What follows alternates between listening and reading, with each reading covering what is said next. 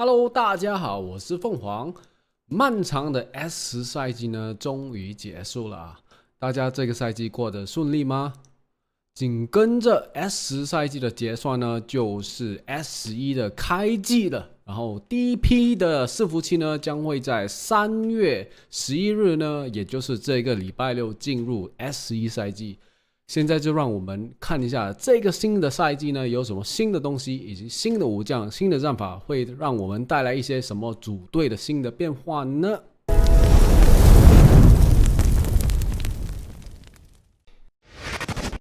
？S11地图会采用类似 S4的按势力排名决定霸业，有一点点不一样的就是第一名的势力前140才会得到霸业名额，另外的60个名额呢将会给予第二名的势力，所以这个是跟以前 S4 有点不同啊。因此即使战况处于劣势呢，依旧有机会争取到第二名的名额。而侠客军呢，只要拿到州府，前200名都会有割据。至于分组方面呢，这一次会由官方分队，分组方式为上3周 vs 下3周。决定好阵营后呢，可以在3周以内自选落州。值得一提的呢是，上3和下3的中州，也就是元朝势力，距离八关的位置最远，而且资源州接壤的八关从2个关卡呢新增成4个关卡，因此如何分配盟军的落州呢，会成为一个很重要的课题。另外，官渡会有 NPC 防守，类似于 S9 的西凉军团机制。这个管理呢也要注意一下，不然会影响铺路的进度。接下来让我们看一下各势力的特性。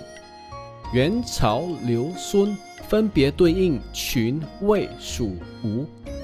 只要队伍中有2名对应的国家的武将，将会获得70%的阵营加成。举例来说呢，如果你是曹操势力，魏协力点满后呢，上2支魏国武将，加1支其他的武将，依旧会享受7%的协力加成。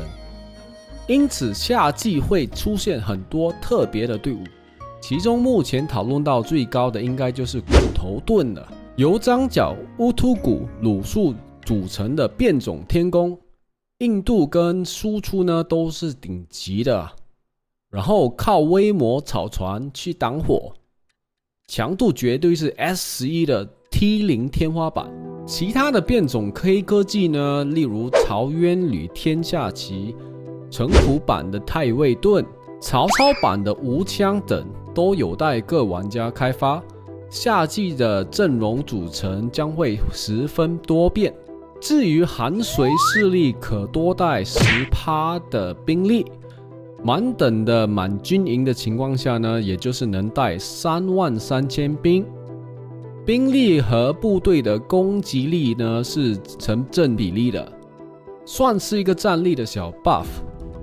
前期打地也能增加稳定性，算是一个比较百搭简单的特性。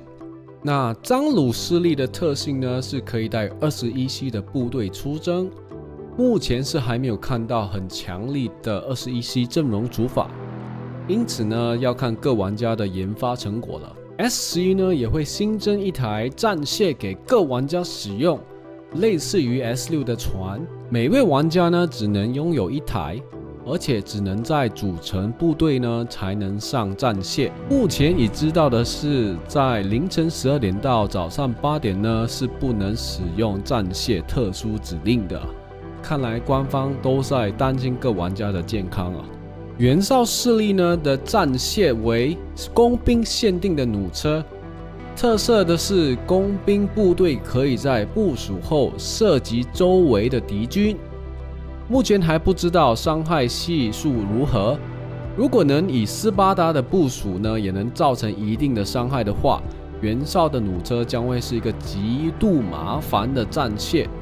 目前的定位呢是一个有机动性的箭塔，相信打平原战呢会是一个很好的效果。刘备势力的战线呢是为盾兵限定的木兽，最高等的木兽呢可以喷火而选择性的点燃地块。简单来说呢，就是能放火计。目前以我所知的是，刘备势力是唯一一个能放火的势力。如果没办法的话呢，刘备会是个比较弱的同盟的首选。韩遂势力的战线呢为骑兵限定的轻车，特色呢是可以在轻车内征兵和战斗后恢复30%的伤兵。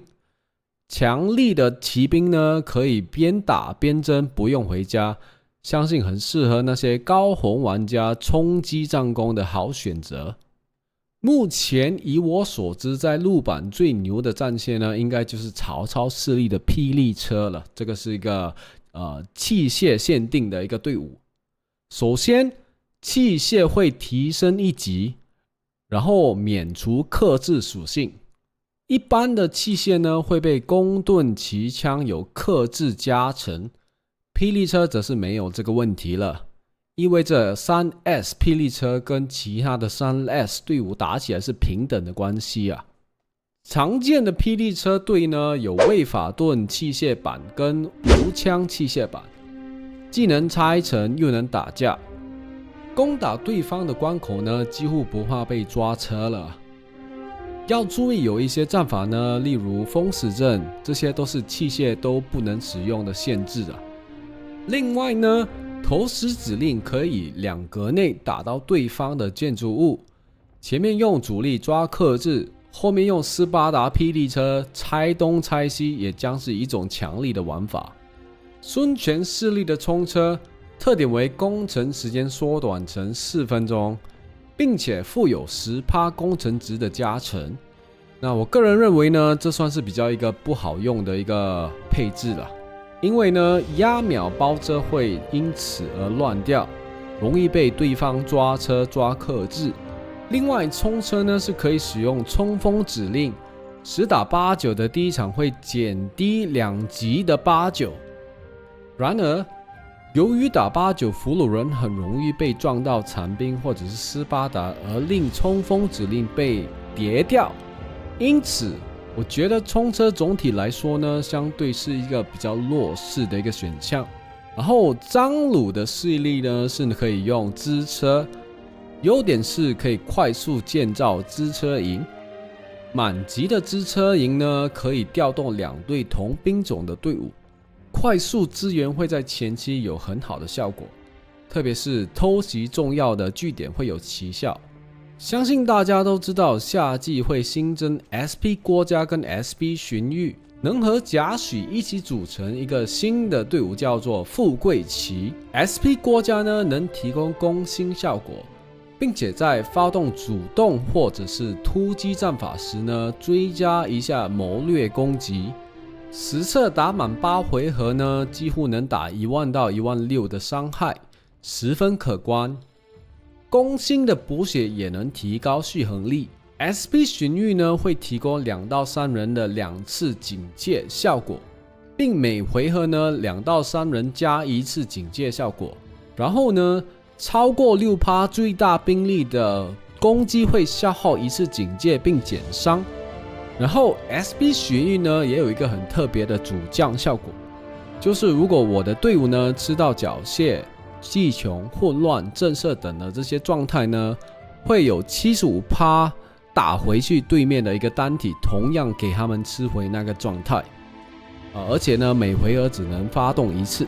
因此，总体来说呢，富贵旗的机制就是 SP 荀彧提供减伤， SP 郭嘉提供回血跟输出，贾诩呢并兼副输出跟控制。值得一提的呢，就是贾诩的神机混乱，如果打到自己人的话呢， SP 荀彧也有概率送对方1个混乱，联动性十分之强力。那么我们赤羽佣兵团的在先锋府测试过后呢，目前是有2套组法是比较主流的。第一种呢，就是 SP 荀彧带竭力跟刮骨， SP 郭嘉带折冲跟当风，贾诩呢带夺魂跟尾书。另外一种呢，就是 SP 荀彧一样带协力跟刮骨，SP 郭嘉带夺魂跟当风，贾诩呢带尾书跟战臂。目前这2种配置呢都是能多穿的平均都能打10000战功以上。但是第2种的表现会好一点点，因为战臂的关系啊。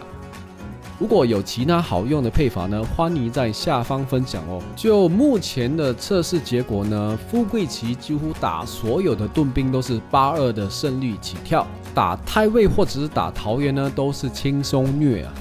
打其他的队伍呢，大部分都是能优平。比较难打的就是有蜀羌啊、麒麟或者是有赵云的队伍。富贵旗由于大量主动战法以及控制为输出的手段，老诸葛呢的神机妙算有效地阻断富贵旗的 combo， 而赵云跟千里关羽有免控的关系，可以抵挡贾诩跟 SP 荀彧的控制，令贾诩的输出呢少了一大截。然后蜀羌呢则是有多段输出控制，加上兵种克制，能有效的打穿富贵旗的警戒铁壁。综合以上这3点呢，下一季大家知道哪一队是能虐富贵旗的吗？没错，就是天水枪了。富贵旗呢算是个很好共存现版本的强势队伍。以下提供一下我下个赛季的5队共存给大家当做参考。当然，实际的情况呢，还是要看下个赛季洛州再做调整哦。然后呢，最后总结一下 S11 赛季的其他赛季特色。那以上呢就是本期关于 S11 赛季的内容了。如果你有什么意见呢，或者是想法呢，请各位在下方留言。如果你喜欢这部影片呢，请你按赞、订阅、分享、打开小铃铛。我是凤凰，我们下一期见，拜拜。